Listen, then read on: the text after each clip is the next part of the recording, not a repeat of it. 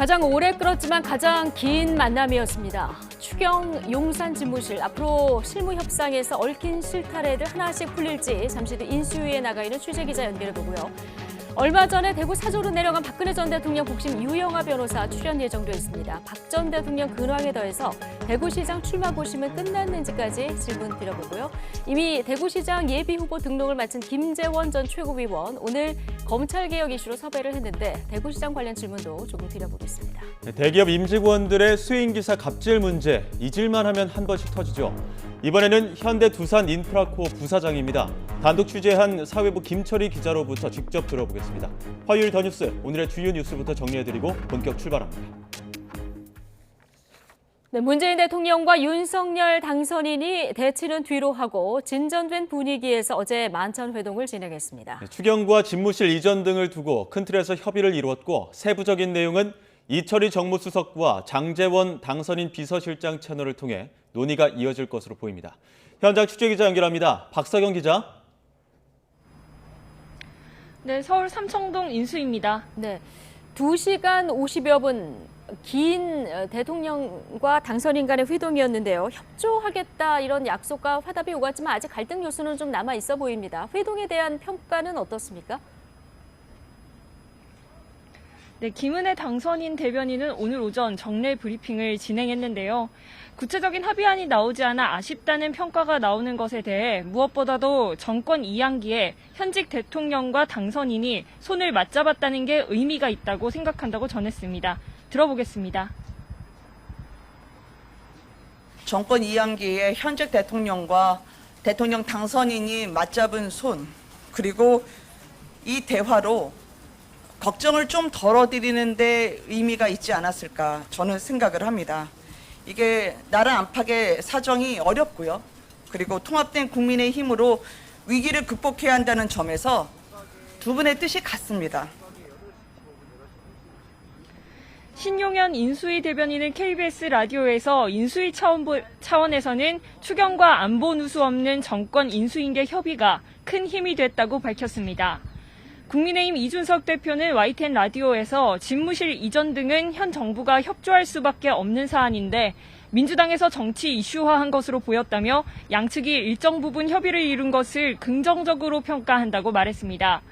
민주당 윤호중 공동비대위원장도 CBS 라디오에서 민주당 역시 안보 우려만 해소되면 집무실 이전에 이의 제기는 없다며 신구 권력 갈등으로 가는 게 아닌지 걱정이 컸는데 국민 근심을 덜어 다행이라고 전했습니다. 네, 앞으로 논의가 어떻게 이어질지도 궁금한데 실무 협의가 계속되는 겁니까? 네, 문 대통령과 윤 당선인은 어제 큰 틀에서 합의를 이뤘는데요. 이제 이철희 정무수석과 장제원 비서실장 채널을 통해서 세부적인 논의가 이어질 것으로 보입니다. 장제원 당선인 비서실장은 어제 회동 이후 브리핑을 진행했는데요.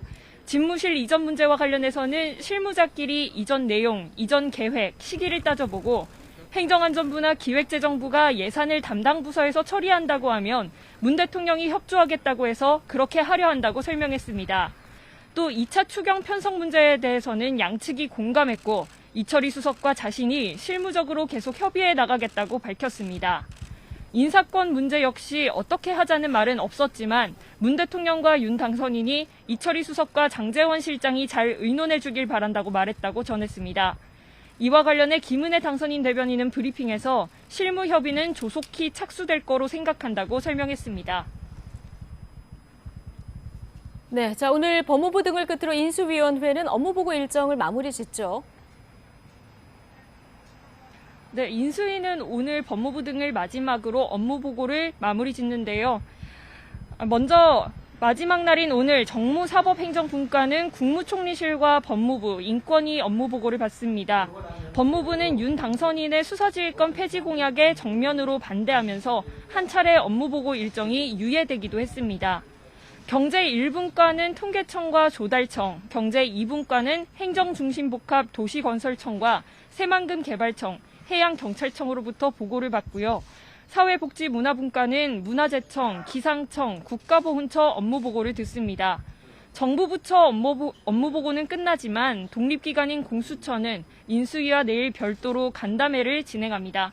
지금까지 서울 삼청동 인수위에서 YTN 박서경입니다. 네, 자, 대통령제 인수위원회의 임대차 3법 폐지, 축소 검토에 민주당은 폐지할 법이 아니라면서 선을 그었습니다. 법 개정을 위해선 국회 동의가 필요한 만큼 앞으로 여소야대 국면에서 신경전이 치열할 전망입니다. 취재기자 연결합니다. 최하영 기자. 네, 정치부입니다. 네, 자, 인수위원회가 시장에 혼선을 주고 있다면서 임대차 3법 폐지와 축소 검토에 나섰는데 민주당이 반대 의사를 밝혔군요.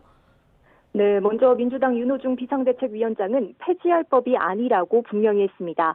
계약갱신 청구권과 임대료 상한제를 다 폐지하자는 것은 받아들이기 어렵다고도 말했는데요. 지난 2년 동안 계약갱신 청구권으로 임대료 인상 없이 권리가 보장된 세입자가 전체의 70% 정도로 상당히 큰 영향을 미치기 때문에 쉽게 얘기할 내용이 아니라는 겁니다. 박홍근 원내대표도 반대 입장을 내비쳤는데 들어보시죠. 지난 대통령 선거에서 이재명 후보와 저희 당이 밝힌 것은 이 문제에 대해서는 저희가 원칙적으로 그때도 이 부분은 좀 지켜져야 된다 이 말씀 드린 바가 있죠. 다만 올해 하반기 계약 기간이 새롭게 갱신되는 상황에서 이 현장에서 어떤 문제가 발생할지 더 면밀하게 살펴보겠다고 덧붙였습니다. 이 법 개정이 필요한 임대차 3법 손질에 다수당인 민주당이 반대를 분명히 한 만큼 향후 여소야대 국면에서 진통이 불가피해 보입니다. 네, 이런 가운데 잠시 뒤에는 민주당 박홍근 원내대표, 국민의힘 김기현 원내대표를 예방하죠. 네, 원내 인선을 마친 민주당 박홍근 원내대표가 오후 2시에 국민의힘 김기현 원내대표를 찾아 취임 인사를 합니다. 박홍근 원내대표 취임 뒤 여야 원내 사령탑이 공식적으로 만나는 건 이번이 처음인데요. 앞서 오늘 오전 박홍근 원내대표는 대선 공통공약 추진기구 구성 제안과 기초의원 중대선거구제 도입을 촉구했습니다. 오늘 예방 자리에서도 야당의 협치를 요청할 것으로 보이는데 이 구체적인 논의가 이루어지기는 어려울 전망입니다. 다음 달 30일 임기가 끝나는 김기현 원내대표가 조기 사퇴하고 원내 지도부를 새로 꾸리기로 했기 때문인데요.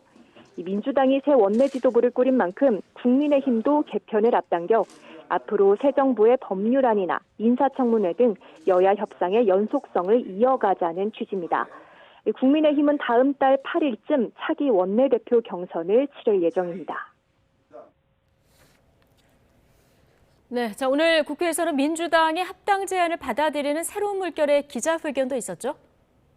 네, 새로운 물결이 민주당의 합당 제안을 수용하기로 했습니다.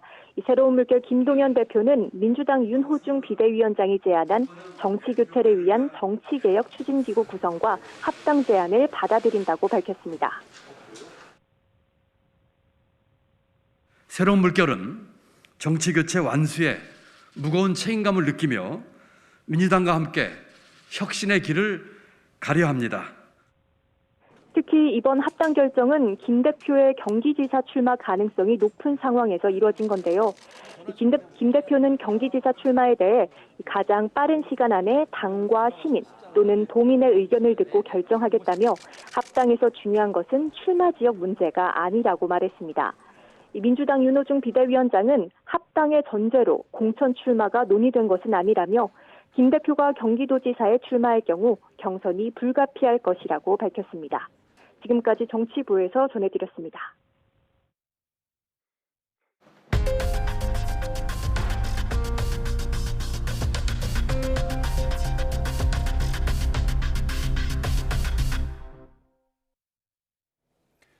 이른바 산업통상자원부 블랙리스트 의혹을 수사하는 검찰이 산업부와 8개 산하기관에 대해 잇따라 압수수색을 벌였습니다. 고발 3년여 만에 수사에 박차를 가하고 있는데 칼끝이 어디까지 향할지 주목되고 있습니다. 취재기자 연결합니다. 박기환 기자. 네, 서울 동부지검입니다. 네, 검찰이 사흘 간격으로 대대적인 압수수색을 진행했는데 오늘 수사는 어떻게 이루어지고 있습니까? 네, 검찰은 우선 어제 압수수색한 자료들을 분석하고 있습니다. 지난 2017년 산업부 내부에서 산하기관장 사퇴 요구에 대한 논의가 있었는지 또 어떻게 지시와 보고가 오갔는지 확인할 것으로 보입니다. 여기에 산업부가 각 기관 인사부서와 주고받은 자료에서도 사퇴를 종용한 정황이 있는지 들여다보고 있습니다. 앞서 서울 동부지방검찰청은 어제 오전 산업부 산하 8개 기관에 대해 압수수색을 벌였습니다. 문재인 정부 초기 산업부의 압박을 받아 사장들이 사표를 제출했다는 의혹이 제기된 곳들인데요. 한국남동발전과 사부발전 등 발전사 4곳과 무역보험공사와 한국에너지공단 등 해외 자원개발사업 관련 공공기관 4곳 등 모두 8곳입니다. 검찰은 각 회사 기획조정실 등 인사관리부서에서 산업부가 사표 제출을 요구했다는 자료 등을 확보하려 한 것으로 보입니다. 검찰은 지난 25일에도 정부 세종청사에 있는 산업부 인사관리부서 등을 압수수색한 데 이어 수사에 박차를 가하고 있습니다. 앞서 지난 2019년 1월 당시 자유한국당은 이곳 8개 회사 사장들에 대해 대군규 전 산업부 장관 등이 사퇴를 요구했다며 직권남용 혐의로 검찰에 고발했습니다. 이후 3년여 만에 수사가 속도를 내고 있는 겁니다. 네, 의혹이 다시 커지고 있는데 저희 취재진이 당시 사표를 낸 사장들과 통화가 됐다고요? 네, 그렇습니다. 먼저 지난 2017년 9월 일괄 사표가 처리된 발전사 4곳 사장 가운데 한 명은 관련 의혹이 사실이라고 털어놨습니다. 당시 산업부 박모 국장이 자신들을 서울 모 호텔로 불러냈고 이유도 밝히지 않은 채 사표 제출을 요구했다고 설명했습니다. 또 사표를 내고 싶어서 내는 사람이 어디 있겠느냐며 당시 장차관 모두 엮여 있을 것이라고 말했습니다. 그리고 지난 2019년 참고인 조사 당시 4개사 사장 모두 검찰에 출석해 같은 내용을 진술했다고 덧붙였습니다. 지난 2018년 5월쯤 잇따라 사표를 낸 해외 자원개발 사업 관련 공공기관 4곳 사장 가운데 몇 분과도 저희 YTN 취재진과 연락이 닿았는데요. 자신은 사퇴를 종용받은 적은 없다고 선을 그었습니다. 다만 당시 이명박 정부 자원 외교에 대한 정부 차원의 조사가 이루어졌다며 검찰 수사에 감사까지 임박해 부담을 느끼고 스스로 사의를 표한 것이라고 해명했습니다.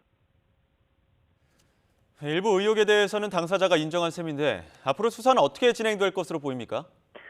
네, 검찰은 압수물을 분석해 각 자료가 어떤 목적으로 작성된 것인지 누구의 지시가 있었는지 등을 확인하고 있는데요. 자료 분석이 마무리되면 당시 산업부와 8개 회사의 인사 담당자들도 잇따라 불러 조사할 것으로 보입니다. 무엇보다 4개 발전소 사장들에게 사퇴를 종용했다고 지목된 산업부 박 전 국장의 소환 여부도 관심입니다. 박 전 국장은 현재도 산업부에서 일하며 대통령 인수위원회 업무를 지원하고 있는 것으로 알려졌는데요. 환경부 블랙리스트 사건과 비교했을 때 산업부도 당시 청와대 인사 관련 담당자들과 소통이 있었을 수 있다는 추측도 제기되고 있습니다. 다만 아직은 뚜렷하게 확인된 바가 없는 데다 사건 발생 기준일로 따지면 5년 가까이 지난 만큼 의혹이 실제로 규명될지는 더 지켜봐야 할 것으로 보입니다. 지금까지 서울 동부지검에서 전해드렸습니다. 삼성 웰스토리 부당 지원 의혹을 수사하는 검찰이 웰스토리와 삼성전자 본사에 대해 이틀째 압수수색을 진행하고 있습니다. 어제 이어 오늘도 삼성 계열사 사내급식 관련 자료를 확보하는 것으로 파악됐습니다. 취재기자 연결합니다. 나혜인 기자. 네, 서울중앙지방검찰청입니다. 이틀째 이어지는 압수수색, 오늘은 어떻게 진행되고 있습니까? 네, 서울중앙지검 공정거래조사부는 어제에 이어 오늘도 경기도 수원시 삼성전자 본사와 성남시 분당구 삼성 웰스토리 본사에 수사팀을 보내 자료를 확보하고 있습니다.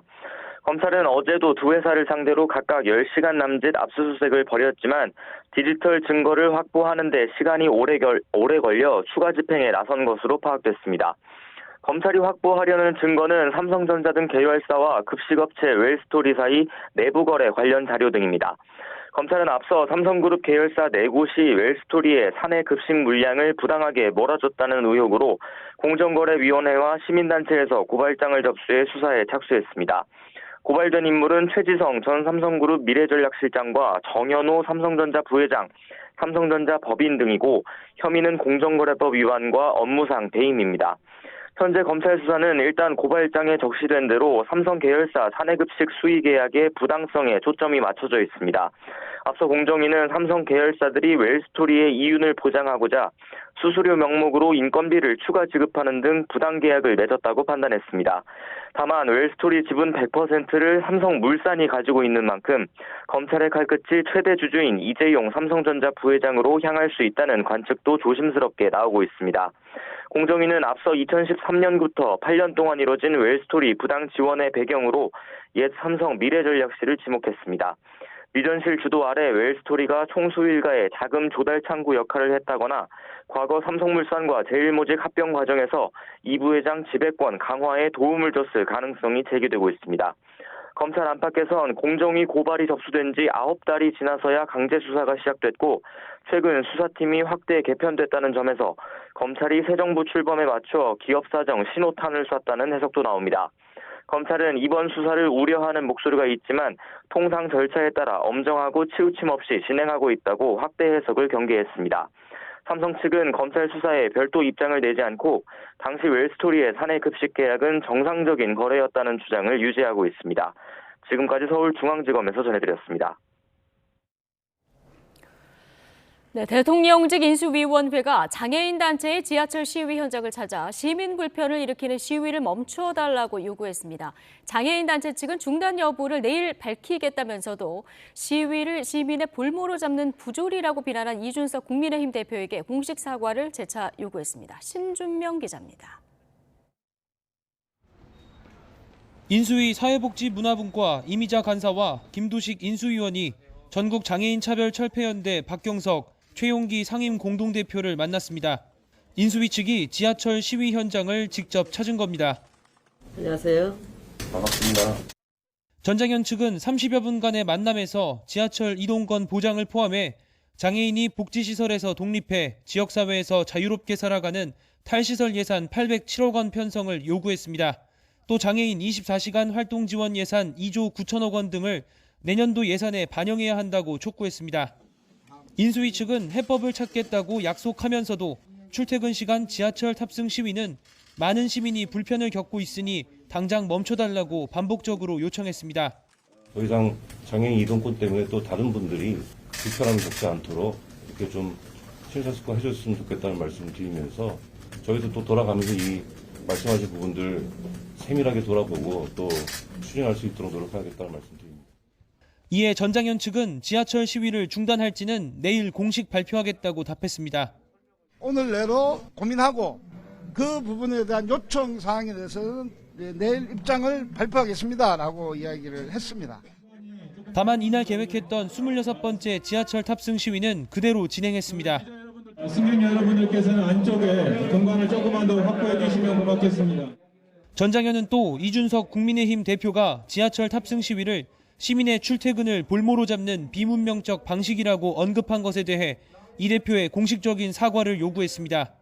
이준석 당대표에게 공식적인 사과를 해달라고 전달해달라고 했습니다. 공당의 대표로서 그런 방식으로 객관적 사실도 왜곡하면서 하지만 이준석 대표는 자신을 비판하는 정치권 인사들의 발언을 계속해서 맞받아칠 뿐 사과는 하지 않고 있습니다. YTN 신준명입니다. 네, 민주당이 원내 지도부를 재정비하면서 검찰개혁 목소리를 키우고 있습니다. 일부 의원들은 윤석열 당선인을 겨냥한 이른바 본부장 특검법을 발의했는데요. 어제 국회 법사위 간사인 박주민 민주당 의원에 이어서 오늘은 김재원 국민의힘 전 최고위원과 함께 이야기 나눠보겠습니다. 자, 김 전 최고위원님 나와 계시죠? 네, 안녕하세요. 예, 안녕하세요. 자, 어제 대구시장 출마 공식 선언하셨습니다. 예비 후보 등록도 지금 마치셨죠? 네, 그렇습니다. 예. 자, 어제 기자회견 자리에서 윤석열 대통령과 손잡고 대구를 최우선으로 챙길 적임자는 나다. 이런 말씀하셨는데 자신 있으신 겁니까? 예, 열심히 노력하겠습니다. 그리고 네. 대구가 그 20여 년 넘게 전국의 그 1인당 그 지역 총생산이 꼴찌를 면치 못하고 있는데요. 네. 이러한 원인이 무엇인지 그리고 어떻게 이러한 그 전국 꼴찌의 지위를 타개할지 나름대로 보관을 갖고 선거에 임하고 있습니다. 예. 자, 뭐 출마한다고 최고위원직 내려놓아라 이런 뭐 규정은 없는데 최고위원직 내려놓으셨습니다. 이거 감점 규정 논란 관련해서 홍준표 의원 비판이 거셌는데 이 부분도 좀 영향을 미쳤을까요?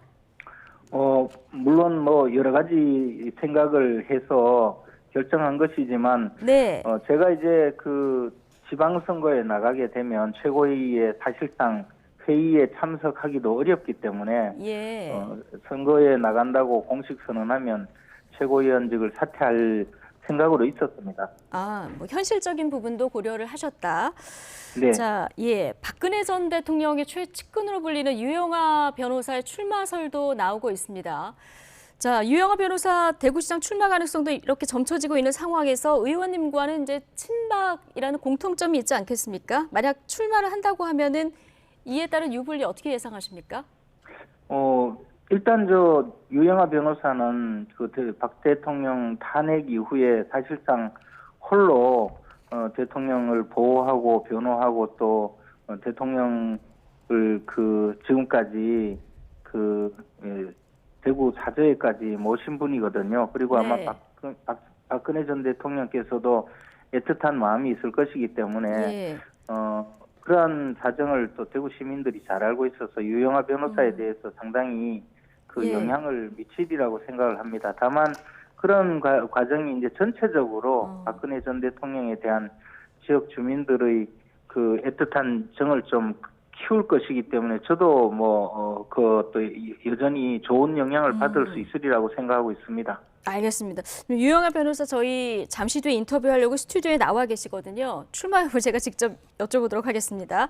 자, 오늘 김재원 전 최고위원님 섭외는 사실 검찰개혁 관련 주제로 했기 때문에 이제 본론으로 좀 들어가서 질문을 드리겠습니다. 어제 이제 민주당 박주민 의원 얘기는 들어봤고요. 민주당에서 최근 윤 당선인의 이른바 본부장 의혹을 정조준하는 특검법을 발의하지 않았습니까? 어떻게 보십니까? 네. 근데 이제 통상적으로 특별검사는 이제 현재 검찰이 수사를 제대로 하지 못하거나 아예 수사를 하지 않거나 예. 이런 경우에 검찰 수사의 미진함을 수사를 하게 하기 위해서 특별검사법이 발의가 되곤 했었는데요. 네. 지금 문재인 정부에서의 검찰은 사실 초기에는 윤석열 검찰총장 시절에 권력형 비리 내지 집권층의 비리에 대해서 엄정하게 수사를 했지만 윤석열 총장이 물러나고 나서는 검찰이 도리어 윤석열 전 총장의 가족과 본인에 대한 각종 의혹을 털어내거나 또는 정치적으로 이용하는 수사만 계속 해왔다고 봅니다. 그리고 정작 권력층의 수사는 전혀 하지 않았었거든요. 예. 그렇게 하고 있다가 이제 와서 정권이 교체되는 이 상황에 되어서 갑자기 윤석열 당선인과 관련된 수사를 전담하도록 하는 특별검사를 임명한다는 것은 명분에도 맞지 않고 지금까지 검찰 수사를 오히려 통제해오다시피 한 것으로 보이는 현 집권 세력이 논할 바는 아니라고 생각합니다. 예. 근데 민주당의 발의 배경은 이렇습니다. 관련 사건들이 대통령이라는 인사권자에 관련됐기도 했고 또 검찰이 전직 총장 한마디로 이제 자기 식구와 관련된 사건인 만큼 제대로 된 수사가 어렵다. 그렇기 때문에 특검이 필요하다. 이런 얘긴데요. 근데 이제 그동안에 수사를 많이 했었고 사실 몇몇 수사의 경우에는 이미 일단락된 수사를 정치인들이 고발을 해서 재수사를 했거든요. 예.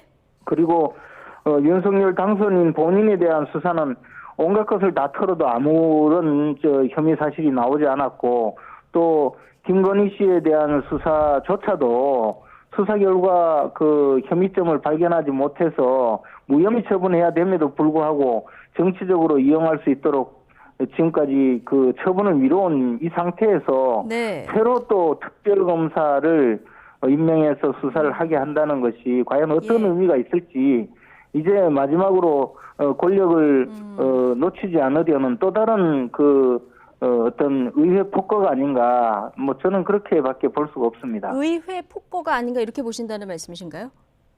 다수의 힘을 빌어서 마지막으로 이제 현재 국회 구성이 지금 아직도 민주당이 우위에 있는 점을 이용해서 지금 이제 특검법을 발의하고 만약에 이 특검법이 통과되지 않거나 또는 다음 정부에서 제대로 특검법을 실효적으로 시행할 수 없는 그런 단계가 되면 정치 공세를 하기 위한 수단으로 이 특검법을 내놓은 것이 아닌가 생각합니다. 예, 알겠습니다.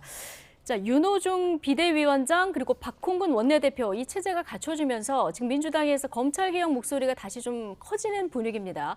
대표적인 것이 이른바 이제 검수완박, 검찰의 현재 남아있는 수사권 이거 다 없애고 기소권만 남기자 이걸 이제 완성하겠다는 건데 수사와 기소의 완전 분리 어떻게 보십니까? 저는 뭐 장기적으로 우리나라가 뭐 수사권을 경찰에 주고 기소권만 검찰이 준다는 그런 방향으로 간다면 그것도 뭐 선택할 수 있는 방안이라고 생각합니다. 그런데 유독 이 정권은 집권 초기에 검찰과 또는 여러 사정기관을 동원해서 국정농단 사건이라는 이름으로 전임 정권에 대해서 혹독하게 수사를 하고 많은 사람들이 교도소를 가고 심지어 목숨을 끊는 일도 있었는데요.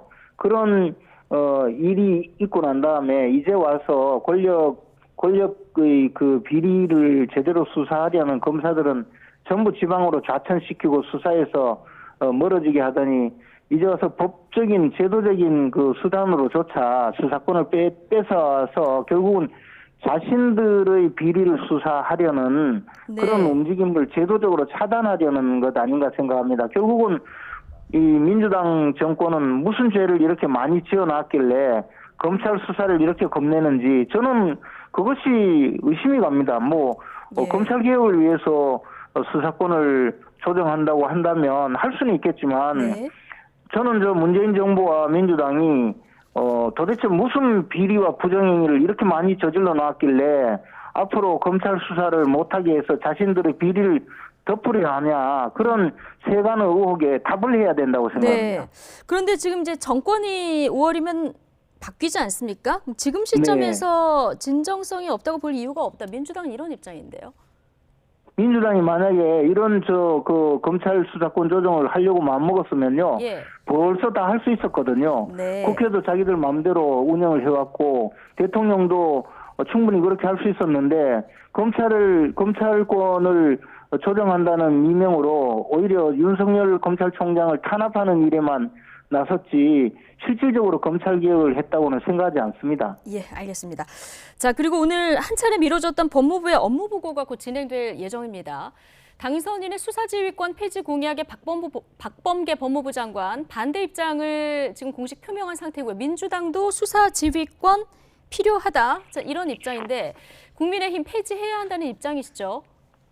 수사지휘권을 폐지한다는 것은 거창한 일이 아니고 정치권에서 검찰의 수사에 개입하려는 여지를 차단하고자 하는 것이고요.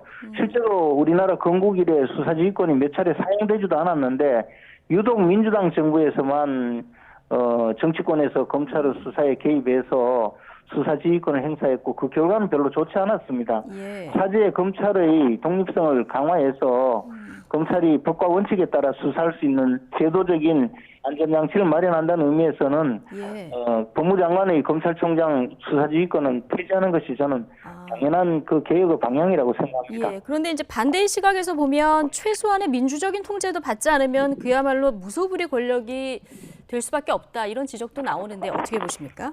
이미 검찰의 수사권의 많은 부분을 경찰로 이양을 했고요. 검찰 수사를 통제하는 것은 정치권에서 통제하는 것이 아니고 법원이 법과 원칙에 따라 수사를 했는지 여부를 심사를 해서 재판을 통해서 통제를 해야 됩니다. 그리고 더 나아가서 검찰의 강제 수사는 단계별로 전부 법원의 판사가 견제를 하고 감독을 하고 또 제도적으로 영장 발부권이라든가 또는 수사 과정에서의 강제 수사에 대한 통제권을 통해서 행사하는 것인데 이것을 법과 원칙에 따라서 수사하고 있는 검찰을 오히려 정치적 목적으로 지휘를 내서 수사의 방향을 돌리려는 그런 방식으로 악용될 가능성이 많기 때문에 검찰총장에 대한 수사지휘권은 그렇게 적절한 통제는 아니라고 생각합니다. 자, 그런데 오늘 나온 수사지휘권 폐지 여론조사를 보면은 찬성이 38, 반대가 41입니다. 근데 찬반은 어떻게 공론화가 되냐에 따라서 또 이제 바뀔 수도 있습니다만은 법무부 업무 보고를 당일 연기한 부분도 그렇고요. 의견이 조금 다를수록 조금 더 설득의 과정이 필요한 거 아니냐 이런 지적도 한편에서 나옵니다. 앞으로 이제 이 검찰의 수사지휘권이 검찰에 대한 법무장관의 수사지휘권이 그동안 어떻게 행사가 되었는지 그 사안은 무엇인지를 돌이켜보면 이 검찰에 대한 수사지휘권이 부당하다는 것은 그동안 많은 지적과 또 논란이 있었기 때문에 국민 여러분들께서 충분히 이해하실 수 있으리라고 생각합니다.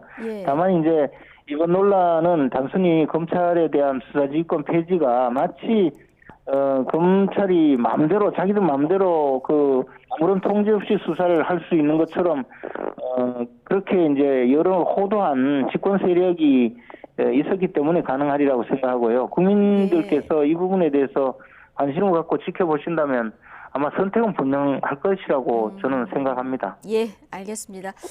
자, 민주당에서 발의한 본부장 특검법 그리고 검찰개혁 관련해서 오늘은 국민의힘 입장 들어봤습니다. 김재원 국민의힘 전 최고위원이었습니다. 오늘 고맙습니다.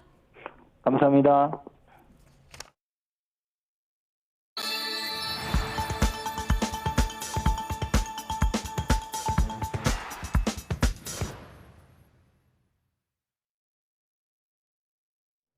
네, 자, 더불어민주당 박홍근 신임 원내대표가 새로 꾸린 원내대표단과 함께 국민의힘 김기현 원내대표를 지금 예방하고 있습니다. 현장으로 가보시겠습니다.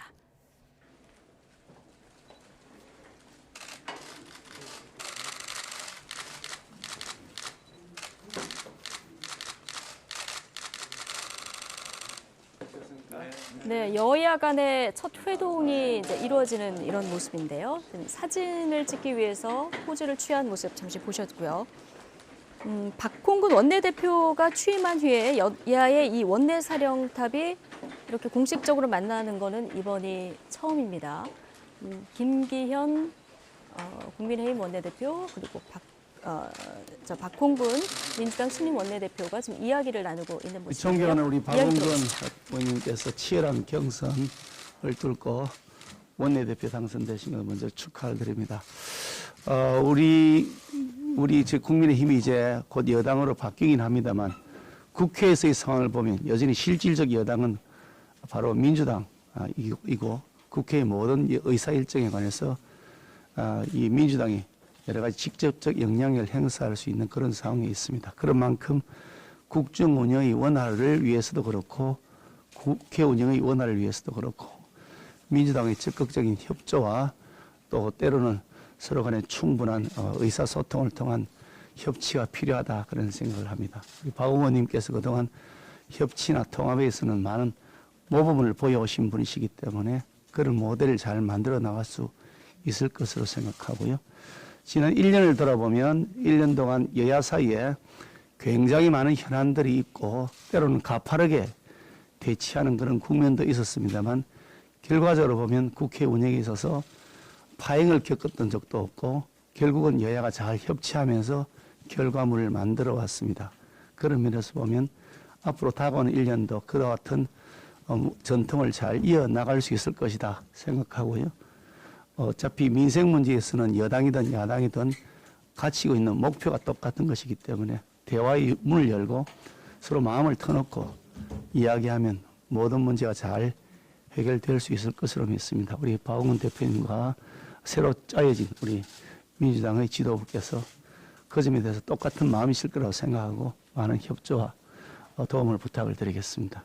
축하드립니다.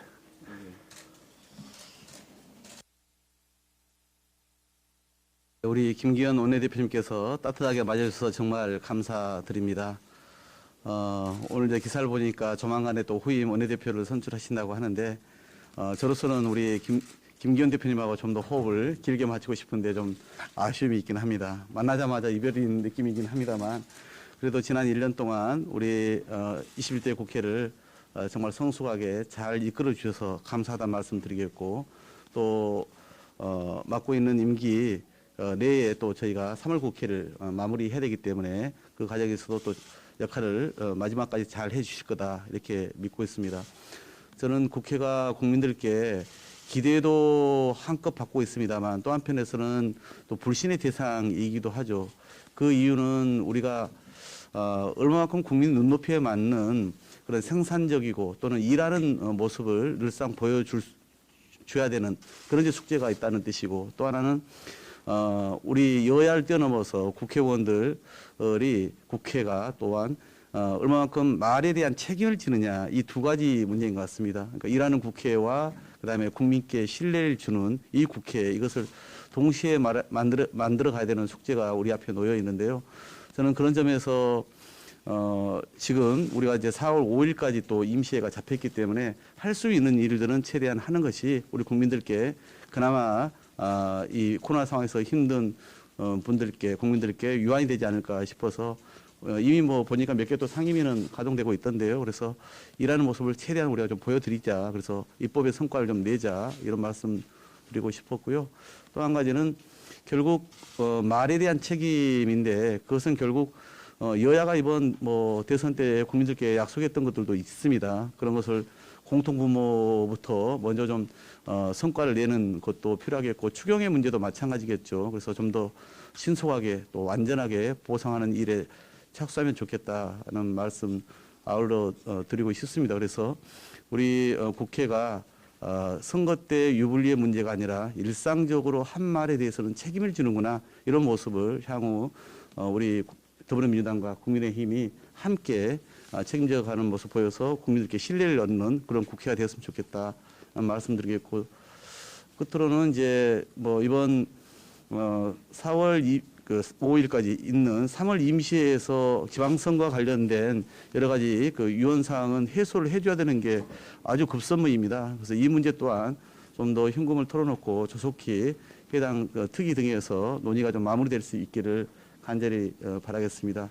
다시 한번 대통령 선거 승리를 축하드리고 저희가 제1당으로서 오히려 더 어려운 이 환경과 또 무거운 책임감을 안게 되었습니다. 그래서 그런 국민들이 주신 이번 대선 결과를 무겁게 엄중하게 받아들이면서도 또 172석이 갖는 그 또 책임감이 동시에 있기 때문에 그 경중을 저희가 균형 감각을 잘 살피면서 향후 국회와 또 정부와의 관계를 풀어나가겠다 이 말씀을 다시 한번 드리겠습니다.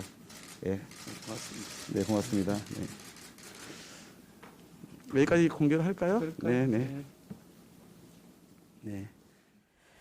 네, 박홍근 원내대표 취임 후에 원내 사령탑의 첫 공식 만남 지금 보고 오셨는데요. 김기현 원내대표, 실질적인 여당은 민주당이다 이런 얘기를 했고요. 협치와 소통의 모델을 기대한다 이런 말을 했습니다. 박홍근 원내대표는 지난 1년 21대 국회를 성숙하게 이끌어줘서 감사하고 말에 대한 책임이라는 국회를 만들겠다 이런 얘기를 했습니다. 주로 이제 덕담이 오가는 발언들 듣고 오셨는데 이어지는 그 만남에서도 어떤 얘기들이 나오는지 전해지면 저희가 다시 전해드리도록 하겠습니다. 자, 지금부터는 이분을 좀 만나보겠습니다. 지난 24일 대구 사저로 이사를 한 뒤 박근혜 전 대통령 아직 외부로 모습을 드러내지 않고 있습니다. 윤석열 당선인과는 언제 만남을 가질지 또 지방선거를 앞두고 박 전 대통령이 어떤 정치적 메시지를 낼지 관심이 집중되고 있는데요. 박 전 대통령을 곁에서 수행하고 있는 유영하 변호사 스튜디오에 모셨습니다. 어서 오십시오. 네. 안녕하십니까. 예, 안녕하십니까. 박 전 대통령 대구 사저로 이사한 지 거의 지금 일주일 다 돼가고 있거든요. 네, 그렇습니다. 어떻게 지내고 계십니까? 대통령께서 이제 오랜 기간 동안 수감을 하셨고 또 병원에도 장기간 계셨기 때문에 지금 돌아오신 지 일주일이 채 되고 있지 않습니다. 예. 그래서 일단 휴식을 취하고 계시고요. 그다음 병원 쪽에서 퇴원하실 때 당부했던 자가 치료 부분이 있습니다. 그 치료를 하시고 그 개인 짐을 좀 정리하고 그러고 계십니다. 네. 치료를 좀 하시고 짐을 정리하는 네, 그렇습니다. 이런 시간을 보내고 계시다. 퇴원 당일에 뵀을 때는 건강이 어느 정도 이제 회복된 모습으로 보이고 표정도 좀 밝으셨거든요. 네. 지금 건강 상태는 어떠십니까? 계량적으로 대통령께서 건강이 몇 프로 회복되셨다 말씀드리긴 곤란하고요. 네. 그렇지만 완전하진 않다. 그리고 앞으로 상당 기간 회복이 필요하다 이렇게 말씀을 드리겠습니다. 예. 가족들은 좀 만나셨습니까? 아직까지 만나지 않으셨습니다. 네, 그렇습니다. 그렇습니까? 예. 찾아오는 분들도 좀 많으실 것 같은데요. 직접적으로 대통령을 찾아오신 분들은 없었고요. 이제 예. 밖에 사저 뒤에 바깥으로 이제 지지자분들이 많이 오고 계십니다. 아, 그렇군요. 주민들과의 교류도 아직 그럼 없으신데요? 아직까지는 없습니다. 네. 이사떡을 돌리셨던데요. 네, 맞습니다. 그 처음에 대통령께서 말씀하셨고, 예. 그래서 제가 떡집을 좀 알아봤고, 그래서 돌리게 됐습니다. 네. 아, 이 아이디어는 그러면 처음에 대통령께서 먼저 말씀하셨습니다. 박근혜 전 대통령 아이디어이셨군요. 자, 지지자들이 집 앞에 아직도 많이 모인다고 들었는데 지금 뭐 오늘도 가보면 많이들 와 계십니까? 네, 그렇습니다. 지금 저희가 처음에 대통령께 내려가실 때가 한 10,000명 정도가 모이신 걸로 추산을 5,000명보다 더 많은 10,000명 정도 그리고 현장에서 보시기에 지난 주말에도 한 3,000명 이상이 오셨던 걸로 뭐 파악하고 있고 대개 지금 뭐 시간 단위로 한 40명에서 100명 정도로 왔다 갔다 하고 시간 단위로요? 네, 그렇습니다. 예전에 노무현 전 대통령은 방문하는 지지자들하고 만나서 얘기도 하고 그러셨잖아요. 네네. 지금 이제 건강 회복하시면 이럴 계획도 있으실까요? 아마 그러시지 않겠습니까? 지금 이제 건강 상태가 대통령께서 온전치 못하시니까 아직 바깥에 출입하시기가 좀 어렵습니다. 네. 알겠습니다. 자, 잠시만요. 저희 속보가 하나 들어와서 하나만 좀 네네. 전해드리고 가겠습니다. 자, 청와대에서 입장이 하나 나온 것 같은데요. 대통령 부인 김정숙 여사의 공식 행사 의상 마련에 청와대 특수활동비가 쓰였다는 의혹 관련해서 청와대가 사실 무근이다 이런 입장을 밝혀왔습니다. 신혜연 청와대 부대변인은 관련 주장은 전혀 근거가 없는 주장이라면서 김정숙 여사의 의류 구입에 특활비를 사용한 적이 없고 모두 사비로 구입한 것이다 이렇게 반박하는 입장이 나왔습니다. 자, 김정숙 여사 의상 관련해서 이 특활비가 사용됐느냐 여야 공방이 진행 중인 상황에서 청와대가 사실 무근이다 이런 입장이 나왔습니다. 저희가 이 관련 주제는 더 뉴스 2부에서 조금 다뤄보도록 하겠습니다. 다시 유영하 변호사께 질문을 드리겠습니다. 자, 지금 박근혜 전 대통령 근황을 좀 여쭤봤고요. 자, 박근혜 전 대통령이 퇴원하시고 이제 대구 달성을 택해서 내려가셨는데 네, 달성을 그렇습니다. 택한 데는 박 전 대통령 의중이 좀 포함된 겁니까? 의중이 포함되고 대통령께서 결정하셨습니다. 아, 대통령께서 직접 결정하신 그렇습니다. 겁니까? 네. 자, 정치적 행보에 관심이 상당한 이런 상황인데 박 전 대통령이 사저에 들어가기 전에 상당히 길게 이제 말씀을 하셨는데 그 중에서 이루지 못한 꿈이 있고 이 이루지 못한 꿈은 또 다른 이들의 몫이고 대한민국 발전에 내가 작은 힘을 보태겠다 이 얘기를 했거든요.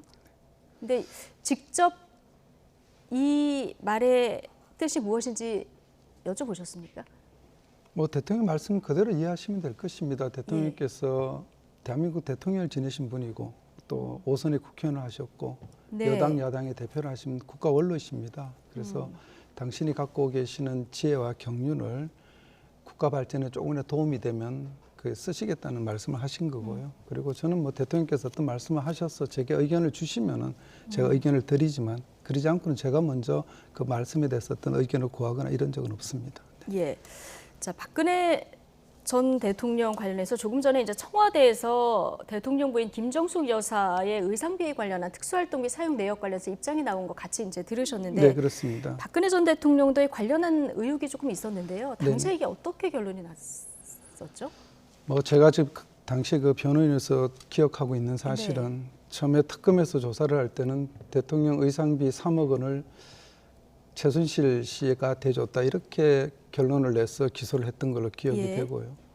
그다음에 국정원 활동비의 조사 내역을 보니까 그때는 또 그 국정원 활동비에서 일부를 대통령 의상으로 썼다 이런 얘기가 있는데요. 그럼 서로가 상충되지 않겠습니까? 하는 결론에 대해서 아마 그 부분은 나중에 역사가 밝혀질 거라고 보고요. 전혀 사실이 아닙니다. 네. 역사가 밝혀줄 것이다. 관련해서 뭔가 좀 다른 법적인 조치를 하실 생각도 있으신 건가요? 그건 제가 지금 변호인이기 때문에 말씀드리기 되게 조심스럽지만 저희 형사소송법에 기재가 되어 있습니다. 뭐 재심 청구 사유도 기재되어 있고 그런 긴 호흡으로 아마 보면 될 것 같습니다. 긴 호흡으로 보면 될 것 같다. 네, 다시 돌아가서 자, 박근혜 전 대통령 앞서 이제 제가 그 사저에 들어가면서 하신 말씀에 대한 해석을 좀 부탁드렸는데 뭐 그대로 해석하면 된다 말씀하셨지만 또 다른 이들의 목했을 때 또 다른 이들이 누구냐 여기 밑줄 긋고 다른 분들은 또 작은 힘에 밑줄 긋고 이게 어느 정도의 의미냐 이렇게 해석이 분분했었거든요. 앞으로 박 전 대통령이 직접 메시지를 내고 정치에 참여할 가능성도 있다고 보시는지요? 대통령께서 어떤 현안에 대해서 말씀하실 기회가 있으면 말씀하시지 않겠습니까? 다만 그걸 전부 다 정치적으로 해석하는 건 되게 과장스럽고요. 다만 대통령께서 어떤 현실 정치에 직접 참여하시거나 이런 일은 저는 없다고 봅니다. 알겠습니다. 자, 박 전 대통령 정치 행보에 대한 얘기를 하니까 지금 직접 여쭤보겠습니다. 대구시장 출마설이 나오는데요. 결심은 서셨습니까? 아니요, 뭐 주변 분들이 많은 걱정도 하시고 또 염려도 하시고 뭐 격려도 있습니다. 다만 저도 변호사이기 전에 정치인이기 때문에 정치인의 어떤 출마라는 명분이 있어야 되고 예. 그다음에 그 어떤 명분을 가지고 출마했을 때 어떤 비전을 제시해야 됩니다. 예. 거기에 대한 제가 스스로 묻고 답하는 과정을 거치고 있고요. 그 과정이 끝나면 제가 결심을 밝혀드리도록 그렇게 하겠습니다. 명분과 비전에 대해서 스스로 묻고 답하는 과정을 좀 네, 반복하고 그렇습니다. 계신다고 네, 하셨는데요. 네. 결심이 그러면 언제쯤, 이 고민이 뭐 언제쯤 그렇게 끝날까요? 늦지는 않을 거고요. 예. 이번 주 안으로는 제가 결심을 할 것 같습니다. 이번 주 어떤 안으로? 시기든. 네, 그렇습니다. 어떤 시기든 네, 그렇습니다. 출마를 하든 안 하든. 네, 그렇습니다. 네. 박근혜 전 대통령하고 상의는 해보셨나요? 상의가 아니고요. 제가 결심이 되면 말씀을 올리겠죠. 말씀을 드리고 뭐 예. 대통령께서 어떤 말씀을 하시면 저는 그 예. 말씀에 따를 겁니다. 네. 관련해서 좀 상의는 해보시지 않았고. 그렇습니다. 네. 그렇군요. 어떤 얘기가 오간 건 없으시군요. 뭐 굳이 구체적으로 어떤 얘기가 있었다고 말씀드리진 못하지만 이런저런 얘기가 많이 오지 않았겠습니까? 제가 예. 말씀을 드린 적도 있고 근데 꼭 이런 얘기가 아니더라도 그렇습니다. 네, 알겠습니다. 어쨌든 결심이 서면 박근혜 전 대통령에게 말씀을 드리고 조언을 구하겠다. 자, 이렇게 이해를 하면 될 것 같고요. 조금 전에 김재원 국민의힘 전 최고위원 전화 연결하는 거 옆에서 들으셨는데요. 대구시장에 출마 선언을 어제 이제 하셨습니다. 네. 조원진 우리공화당 대표는 박 전 대통령의 달성 입주 자체가 정치적 행보다 이런 얘기도 했는데 대구가 친박의 좀 구심점이 되는 이런 분위기인데요. 어떻게 보고 계십니까? 그래서 뭐 제가 이 자리에서 다른 분의 얘기를 드리는 건 적절치 않고요. 네. 다만 그 앵커께서 말씀하신 친박이라는 용어가 박근혜 전 대통령의 정치적 견해를 존중하고 예. 따르는 거라 그러면 뭐 친박이 있을 수 있다고 보지만 알겠습니다. 또 대통령의 후광을 있는 친박이라면 저는 없다고 봅니다. 네. 후광을 원하는 친박은 없다. 네, 이렇게 그런 보십니까? 친박은 없다고 단언하고 있습니다. 단언한다. 예. 자, 윤석열 당선인과의 만남도 관심 사안인데요. 네. 당초 뭐 이번 주에 지방 일정 소화하면서 박근혜 전 대통령도 찾아뵙겠다. 공식적으로 이제 언론에서 이렇게 얘기를 했는데요. 뭐 당장은 힘들 것 같다 이런 얘기가 박근혜 전 대통령, 그러니까 유영하 변호사께서 말씀을 하셨는데요. 네, 당시에 이제 그 행정실장께서 오셨을 때, 서의원께서 오셨을 때 그 전에 이제 권영세 부위원장께 전화를 주셨습니다. 본인이 네. 지금 코로나로 못 오기 때문에 보낸다고. 네. 그래서 그런 난을 전달하면서 이제 서의원께서 당선인의 말씀을 전해 주셨고요. 네. 그래서 제가 그 자리에서 이제 아직 대통령께서 몸이 온전치 않다. 그리고 지금 뭐 집에 입주하신 지도 며칠 되지도 않으셨기 때문에 예. 조금 시간을 보고 건강 회복되는 상태를 봐서 그때 서로 날짜를 좀 조율했으면 좋겠다는 뜻을 완곡하게 전해드렸습니다. 그러면 윤 당선인이 보낸 난을 이제 직접 받으셨는데 그렇습니다. 그 뒤로 따로 이제 뭐 연락을 하거나 이런 건 없으셨나요? 네, 그때 말씀드리고는 서로 연락한 건 없습니다. 그렇군요. 뭐 언제쯤 만남이 성사될 거라고 보십니까? 그래서 그건 저희가 결정할 건 아니라고 봅니다. 알겠습니다. 취임식에도 초청할 계획이다 얘기했는데 이 취임식에는 초청을 한다면은 가시겠죠? 그래서 뭐 가정적인 질문에 답을 드리기는 어렵지만은 네. 언론 보도에 보면은 네. 당선인께서 뭐 초청을 하시겠다는 말씀이 예. 있었던 걸 알고 있습니다. 정식으로 초청장을 보내면은 그걸 대통령께서 결정을 하실 거고 예. 대통령이 결정하시면 제가 알려드리도록 그렇게 하겠습니다. 예, 알겠습니다. 박 전 대통령 건강을 회복한 다음에 하실 일이 있을 거다. 한 언론 인터뷰를 통해서 이런 얘기를 하셨는데요. 이거 어떤 뜻으로 해석하면 될까요? 뭐 아까도 조금 전에 말씀을 예. 드렸지만은 대통령께서 국가 원로로 사실 일이 있지 않겠습니까? 뭐 저는 그런 쪽에서 보고 이걸 꼭 정치적으로 해석을 안 하셨으면 좋겠습니다. 그리고 대통령께서 이제 오랜 정치인 생활을 거쳐서 대통령까지 역임하신 분이기 때문에 당신의 경험을 녹아내린 어떤 저술이나 이런 활동을 네. 하지 않겠나 그렇게 보고 있습니다. 저술 네. 등의 네, 활동을 그렇습니다. 하실 네. 거다. 저희가 너무 정치적으로 해석해서 질문을 많이 드린 건가요? 아닙니다. 예, 알겠습니다.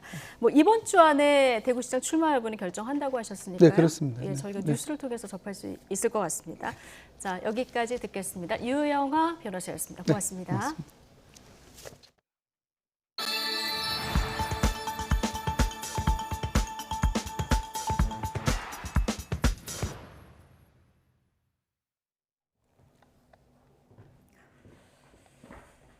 네, 대통령직 인수위원회에서 부동산 TF에서 나온 내용을 속보로 조금 전해드리겠습니다.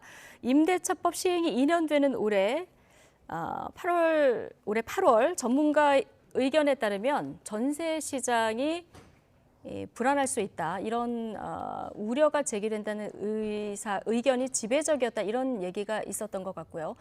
국민적인 공감대가 형성될 때 민주당을 설득해서 법 개정을 하겠다. 이런 입장도 밝혔습니다. 임대차 3법 제도 개선 방안을 도출할 것이다. 이런 얘기도 있었고요. 자, 인수위 부동산 TF 내일 오전에 1차 회의가 개최되는데요. 이런 내용 바탕으로 어떤 내용들이 또 진전이 있을지 좀 지켜보도록 하겠습니다. 속보 전해드렸습니다.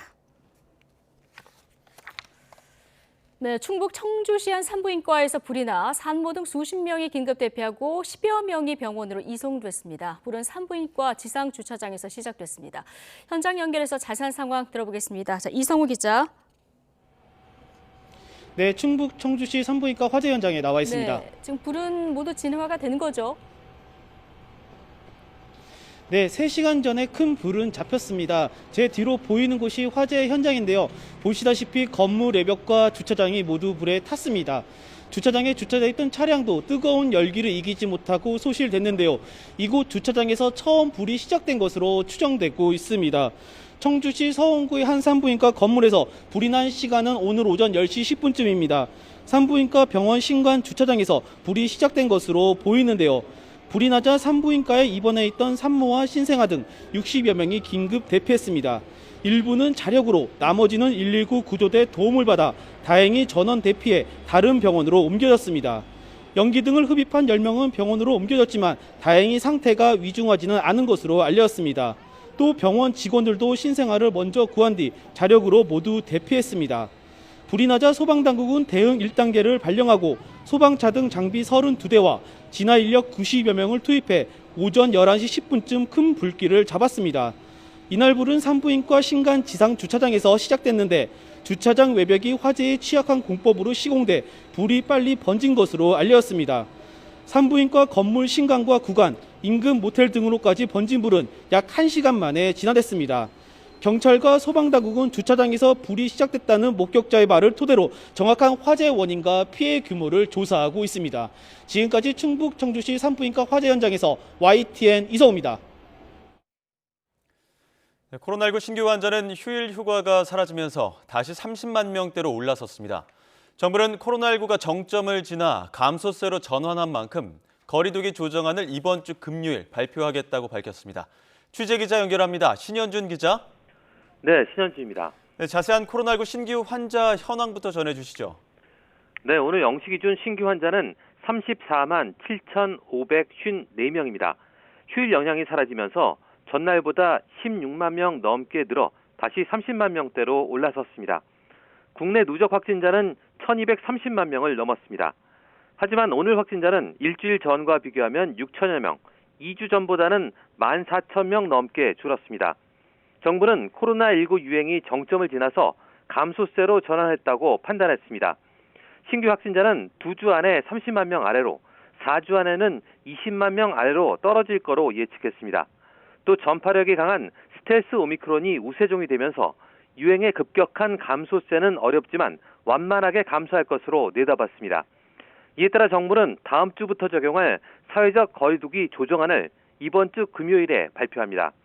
중앙재난안전대책본부는 이번 주 목요일, 그러니까 모레 일상회복지원위원회를 열어 의견을 수렴한 뒤 다음 날인 금요일 거리두기 조정안을 발표할 예정이라고 밝혔습니다. 정부는 델타 변이보다 두세 배 빠른 오미크론의 전파력을 고려하면 거리두기 같은 방역 조치의 유행 억제 효과가 상당히 약화한 것으로 분석된다고 설명했습니다.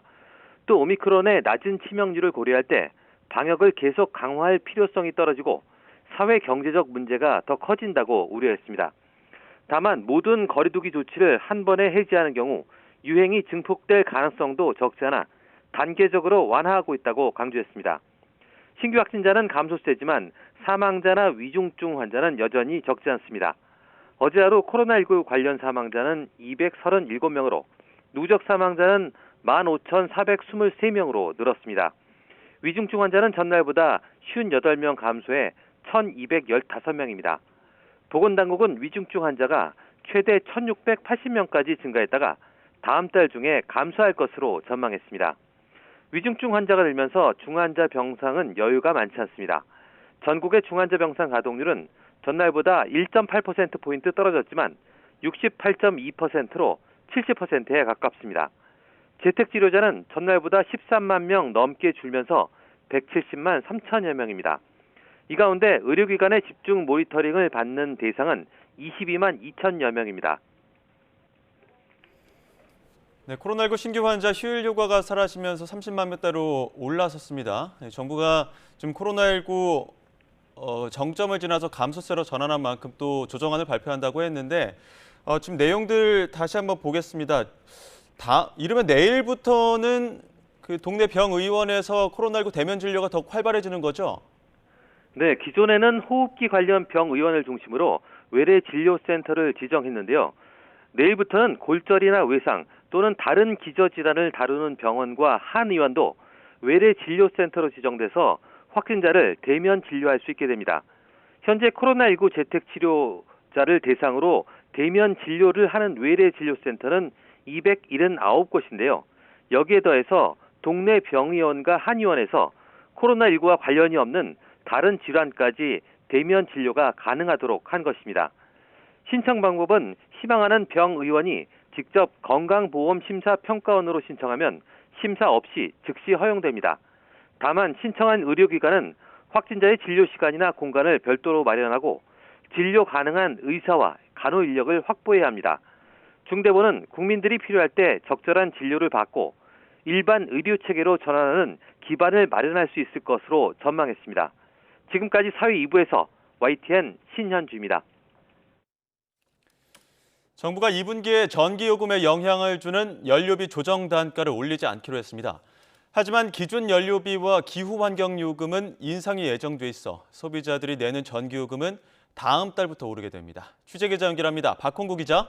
네, 경제부입니다. 네, 정부가 2분기 연료비 조정 단가를 동결하기로 했다고요? 예, 정부는 전기요금 결정의 가장 중요한 요소인 연료비 조정 단가를 2분기에 동결하기로 했습니다. 1분기에 이어 6개월 연속 연료비 조정 단가를 올리지 않은 것입니다. 한전은 국제유가 상승 등을 고려해 조정 상한액인 킬로와트 시당 3원 인상안을 정부에 제출했으나 정부가 현재의 조정 단가를 유지하도록 결정했습니다. 정부는 코로나19 장기화와 고물가로 국민 생활이 어려움을 겪고 있고 다음 달부터 기준 연료비와 기후 환경 요금이 인상되는 점을 고려했다고 설명했습니다. 정부는 지난해 12월에 오는 4월부터 기준 연료비를 킬로와트 시당 4.9원, 기후 환경 요금은 2원씩 인상하기로 했습니다. 이에 따라 다음 달부터 전기요금은 킬로와트 시당 6.9원 인상돼 월 평균 307kWh를 쓰는 4인 가구의 경우 전기요금 부담이 한 달에 2,120원가량 늘어날 전망입니다. 또 이번 연료비 조정 단가 동결로 한전의 경영 부담은 더욱 커지게 됐습니다. 한전은 지난해 사상 최대 규모인 5조 8천억 원의 영업 적자를 기록했는데 국제유가 상승분이 연료비 조정 단가에 전혀 반영되지 않음에 따라 올해 대규모 영업 손실이 불가피해졌습니다. 지금까지 경제부에서 YTN 박홍구입니다. YTN 취재 결과 현대두산인프라코어 부사장이 수행기사를 가족 행사나 유흥주점 방문에 수시로 동원한 것으로 확인됐는데요. 시도 때도 없는 사적 지시와 52시간이 넘는 초과 근무, 정당한 대가 미지급까지 반복되는 갑질 문제에 해결책은 없는지 이 사건 취재한 취재기자와 자세히 이야기해 보겠습니다. 김철희 기자 나와 있습니다. 어서 오십시오. 안녕하십니까. 참 잊을만 하면 또 붉어지고 또 붉어집니다. 내용들도 마치 데자뷰처럼 비슷한 양상이긴 한데 구체적으로 현대두산인프라코어 부사장의 갑질 내용은 어떻습니까? 네, 저희가 지난해부터 대기업 임원들의 수행기사 갑질 논란에 대해서 연속 보도하고 있는데요. 말씀하신 것처럼 이번 보도도 결을 같이 하고 있습니다. 논란이 된 대기업 임원은 현대두산인프라코어 부사장입니다. 수행기사에게 한 달에도 여러 번 유흥주점까지 태워달라고 요구한 뒤 밤늦게까지 대기시켰고요. 장인상을 당했다며 퇴근한 수행기사를 불러내거나 휴일에도 메신저를 보내 운행을 지시했습니다. 이런 사적 지시 탓에 수행기사의 근무 시간은 법이 정한 주 52시간을 수시로 넘었지만 정당한 대가는 받지 못했습니다. 이렇게 좀 매번 붉어질 때마다 내용이 비슷한지 참 모르겠는데 가장 눈에 띄는 사례 중에 하나가 늦은 밤에 방역 지침을 어긴 유흥주점, 이 유흥주점을 또 출입했다고요. 네, 그렇습니다. 부사장이 수시로 찾았다는 유흥주점은 인천시 연수구에 있습니다. 술집은 지하와 1층을 일반 음식점으로 등록한 덕에 집합 금지 기간에도 영업할 수 있었는데요. 실제로는 접객원들이 손님과 함께 술을 마셨던 것으로 확인됐습니다. 주점 관계자 이야기 직접 들어보시겠습니다. 식당하게 앉아서 빠졌거든. 2, 3층 영업하는데 한 코로나 시작 때문에 나가는 거지. 네, 문제는 부사장이 이곳을 찾을 때마다 회사 차량과 수행 기사를 동원했다는 겁니다. 평균적으로 한 달에 서너 번 이곳을 찾아 늦은 밤까지 머물렀고 그동안 수행 기사는 차 안에서 꼼짝없이 대기해야 했습니다. 예, 거의 뭐 일주일에 한 번 정도씩 또 이런 일이 있었다는 건데 사적 지시가 이뿐만이 아니었다고요? 네, 그렇습니다. 지난해 5월에는 장인상을 당했다면서 퇴근한 수행기사를 밤에 불러내기도 했는데요. 빈소가 마련된 충남 서산까지 밤샘 운행을 시킨 뒤 다시 가족들을 데리고 오라며 인천으로 보냈습니다. 수행기사 이야기 직접 들어보시겠습니다. 그 다음날 아침에 10시쯤에 자기 딸을 집에서 픽업을 해가지고 김포공항으로 가가지고 제주도에 사는 남동생하고 여동생이 김포공항으로 오니까 픽업해가지고 이제 오라는 거였어요. 네, 이 외에도 근무일지에 쉬는 날로 기재된 때 약속이 있다며 불러내 운행을 시키는 일까지 있었는데요. 계약서상 정해진 쉬는 시간에도 임원이나 비서의 업무 지시가 끊임없이 내려왔다는 게 수행기사의 일관된 주장입니다. 네, 뭐 밤 사이에 충남과 인천을 왔다 갔다 2번이나 반복을 하고 또 다음 날 아침에는 또 자재들을 또 픽업하는 과정들, 이러한 갑질, 뭐 업무 외의 일들 이런 것들에 대해서 충분한 대가는 받은 겁니까? 네, 그렇지가 않습니다. 근로계약서상 주 52시간의 근무 그리고 또 근무 시간 가운데 4시간이 휴게 시간으로 책정이 돼 있었고 임금도 그에 따라 책정돼 있었는데요. 앞서 말씀드린 것처럼 끊임없는 사적 지시와 휴게 시간 동안 내려진 업무 지시 때문에 실제 근무 시간은 52시간을 훌쩍 넘겼습니다. 그런데도 수행기사는 초과 수당 없이 회사와 미리 약속한 금액만 받을 수 있었는데요. 이 부분 역시 직접 들어보시겠습니다. 문의만 그냥 정규직으로 바뀐 거예요. 그러니까 오히려 파견직 계약직보다도 못한 거죠. 수당 자체가 아예 없는데. 도의적인 기준으로 봐도 상식에 어긋나는 행동들일 텐데 법적인 문제도 있을 것 같아요. 네, 우선 유흥업소 출입 등 사적 지시에 동원한 거는 직장 내 괴롭힘으로 볼 수가 있습니다. 예. 현행 근로기준법이 직장에서의 우위를 이용해 업무상 적정 범위를 넘는 일을 시키지 못하도록 하고 있기 때문입니다. 이러한 부당 지시로 인해 노동자가 고통을 받았다면 이는 직장 내 괴롭힘이 됩니다. 전문가들은 수당 미지급 부분 역시 법적 문제가 있다고 지적했습니다. 업무에 근무를 시켰기 때문에 연장근무 수당을 지급해야 되는데 지급하지 않은 것은 임금체불에 해당되고요. 그리고 이로 인해서 산재를 호소하거나 외상후 스트레스를 호소한다면 산재 신청을 받을 수 있는 산업안전보건법도 적용의 여지가 있습니다. 네, 피해를 본 수행기사 결국 회사를 떠나긴 했는데 에이 관두고 말아야지 이런 게 아니라 거의 반 등 떠밀려 나가듯이 나간 것 같더라고요. 네, 그런 정황이 있는데요. 부사장 수행기사로 일하던 제보자가 지난해 12월쯤에 사내에서 수행기사 처우 등 여러 문제를 적극적으로 제기를 했습니다. 그로부터 한 달여 뒤 술을 마시고 집으로 돌아가던 부사장이 돌연 보직 해임을 통보했습니다. 이후에는 회사 기숙사에서 쫓겨나 서울에서 인천까지 매일 출퇴근해야 했고 이후 무관한 자격증 취득까지 요구했다는 게 수행기사의 주장입니다. 결국 수행기사는 일을 그만뒀습니다. 예, 갑질 과정도 그렇지만 퇴사 과정도 석연치가 않아서 법적인 문제가 있을 것 같은데요. 네, 우선 수행기사 일을 하던 노동자에게 동의를 구하지 않은 채 다른 일을 맡기는 것 자체가 부당 전보와 배치에 해당한다는 게 전문가들의 지적인데요. 수행기사 스스로 퇴사하기는 했지만 이 과정에서 부당한 강요나 직장 내 괴롭힘이 있었다면 역시 법적인 문제가 되는 겁니다. 전문가 이야기 직접 들어보시겠습니다. 애초에 본인의 업무와 다른 업무를 배치를 했고 본인이 동의하지 않은 상태에서 배치를 한 것은 부당 정보의 배치에 해당되고요. 본인이 퇴사를 하고 나왔지만 이 퇴사가 강요에 의한 혹은 괴롭힘에 의한 퇴사라면 이것도 부당해고로 노동위원회의 구제 절차를 밟을 수 있습니다. 네, 마지막으로 현대두산 인프라코어 입장도 들어봐야 될 것 같은데 어떻습니까?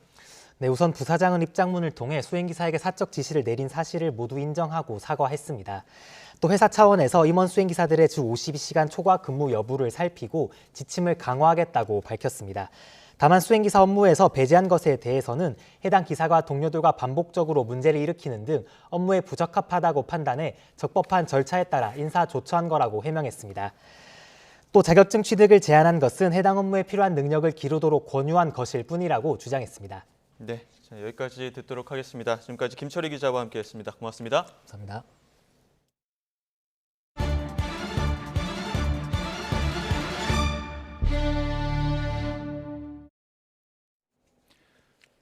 네, 포근한 날씨가 이어지면서 도심 거리에는 봄꽃이 활짝 폈습니다. 내일은 전국에 봄비가 내릴 전망인데요. 자세한 날씨 알아보겠습니다. 원희다 캐스터. 네, 원희다입니다. 네, 지금 뒤로 매화가 예쁘게 폈죠? 네, 그렇습니다. 봄이 무르익으면서 도심 거리에도 매화가 활짝 피었습니다. 오늘 맑은 하늘에 공기도 깨끗하고 따뜻한 봄볕까지 내리쬐면서 봄꽃 구경하기 참 좋은데요. 현재 서울 기온은 영상 15.4도까지 올라 이미 예년 기온을 넘어섰고요. 무척 포근합니다. 다만 해가 지면 금세 쌀쌀해지는 만큼 나오실 때는 겉옷 잘 챙겨주시기 바랍니다. 오늘과 달리 내일은 전국이 대체로 흐린 가운데 곳곳에 봄비가 내리겠습니다. 아침에 제주도를 시작으로 오후에는 충청 이남 지역으로 비가 확대하겠고 밤에는 전국에 비가 내리겠습니다. 예상되는 비의 양은 강원 영동과 제주도에 최고 20mm, 그 밖에 내륙에는 5mm 안팎의 비가 내리겠습니다. 기온이 낮은 강원 산간에는 비가 눈으로 바뀌어 내리면서 최고 5cm의 눈이 예상됩니다. 내일 아침 기온은 서울 7도, 대전 5도, 부산 10도에서 출발하겠습니다. 내일 낮 기온은 오늘과 비슷하거나 조금 높겠습니다. 서울 16도, 대전 18도, 광주는 20도가 예상됩니다. 이번 비는 대부분 모레 오전에 그치겠지만 강원 영동과 경북 북부는 모레 오후까지 이어지는 곳도 있겠습니다. 비가 그친 뒤에는 다소 쌀쌀해질 전망입니다.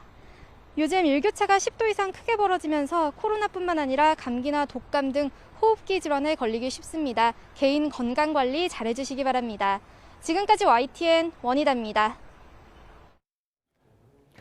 네, 이른바 산업부 블랙리스트 의혹 관련해서 어제 검찰이 공기업 8곳을 압수수색했죠. 검찰 공화국으로 가는 신호탄이다라는 여당 주장과 이렇게 할 수 있는 걸 무려 3년 2개월을 끌었냐 야당 주장이 팽팽하게 맞서고 있습니다. 네, 김정숙 여사 의상비 논란으로 촉발된 특활비 공개 필요성, 여야 공방도 불이 붙었는데 특활비 사용한 적 없다. 조금 전 청와대 입장도 더해진 상황이라 관련 이슈들 잠시 뒤 전국 대담에서 다뤄보겠습니다. 저희는 더 뉴스 2부로 돌아오겠습니다.